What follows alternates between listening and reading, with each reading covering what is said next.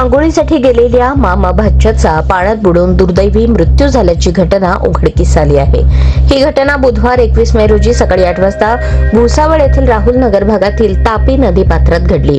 रामराजे नंदलाल नातेकर वय 55 व आर्यन नितीन काळे वय 21 दोघेही राहणार जालना अशी मृतांची नावे आहेत। या प्रकरणी भुसावळ शहर पोलीस ठाण्यात अकस्मात मृत्यूची नोंद करण्यात आली आहे। मिळालेल्या माहितीनुसार जालना येथील रामराजे नातेकर व आर्यन नितीन काळे हे दोघे मामा भाचे भुसावळ शहरातील पेंढारवाडा भागाच्या देवाच्या कार्यक्रमानिमित्त आले होते।